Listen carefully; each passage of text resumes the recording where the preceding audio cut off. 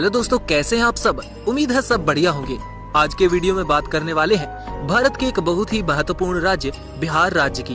ये राज्य खास इसलिए है क्योंकि भारत का निर्माण करने में इस राज्य के लोगों का बहुत बड़ा हाथ होता है। देश के किसी भी कोने में कोई सड़क बनी हो या कोई पुल बना हो, कोई आसमान छूती इमारत बनी हो या कोई भी मशीन, बहुत ज्यादा चांसेस हैं कि उस चीज को बनाने में किसी बिहारी का हाथ जरूर होता है। ये राज्य भारत के उत्तर में मौजूद है।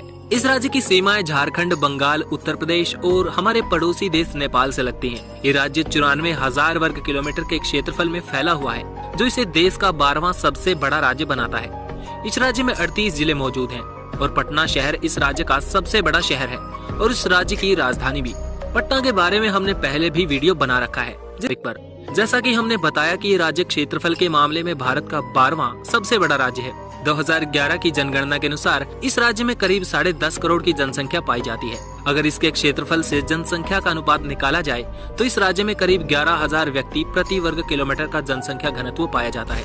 इस राज्य में भोजपुरी, मैथिली और मगधी भाषाएं बोली जाती हैं। हिंदी और उर्दू इस राज्य की आधिकारिक भाषा है। वही ये राज्य महिलाओं के मामले में भी काफी ज्यादा खास है, क्योंकि यहाँ का सेक्स रेशो 1000 पुरुषों पर 1090 महिलाएं हैं। इस राज्य की 68% जनसंख्या पढ़ी लिखी है।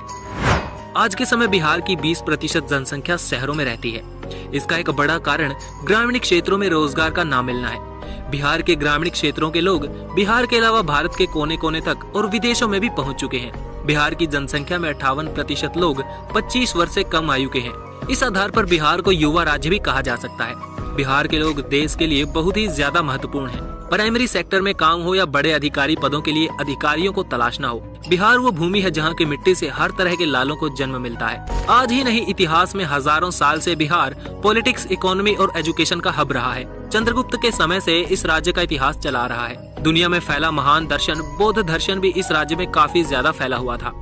एक समय में बिहार दुनिया भर के लोगों के लिए शिक्षा का केंद्र माना जाता था। आज के समय बिहार को भारत के पिछड़े राज्यों में जरूर गिना जाता है, लेकिन यही बिहार देश की इकोनॉमी के लिए आज सबसे महत्वपूर्ण बना हुआ है। बिहार में पाइराइट के 95% रिसोर्सेज मौजूद हैं। कुछ ही महीनों पहले बिहार के जमुई में सोने की खदान भी मिली है, जो भारत के गोल्ड रिजर्व का 44% है।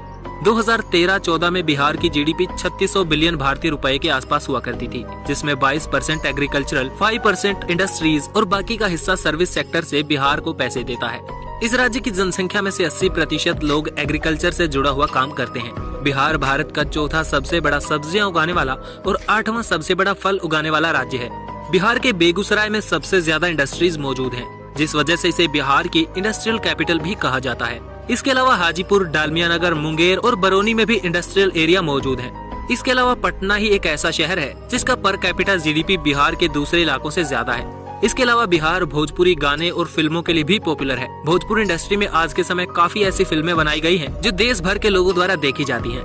हालांकि इंटरनेट की तेजी के बाद भारत के दूरस्थ और पिछड़े इलाकों में भी इंटरनेट से जुड़ी और मनोरंजन से जुड़ी इंडस्ट्रीज को काफी ग्रो करते देखा गया है। बिहार के गानों और फिल्मों वाले इंडस्ट्रीज के साथ भी कुछ ऐसा ही है। इसके अलावा बिहार का ट्रैवल इंफ्रास्ट्रक्चर भी दिल्ली, कोलकाता के बीच होने की वजह से ठीक ठाक है। इस राज्य में 3 एयरपोर्ट मौजूद हैं, जिनमें दरभंगा, गया और एक बिहार की राजधानी पटना में मौजूद है। इस राज्य में रेल मार्ग का जाल भी काफी अच्छा बिछा हुआ है। बीएसआरटीसी बिहार में रोडवेज बसों का संचालन करता है। पटना बिहार का पहला ऐसा शहर होगा जहां पे मेट्रो लाइन बनाई जाएगी। आज के समय तक इस मेट्रो का काम चल रहा है।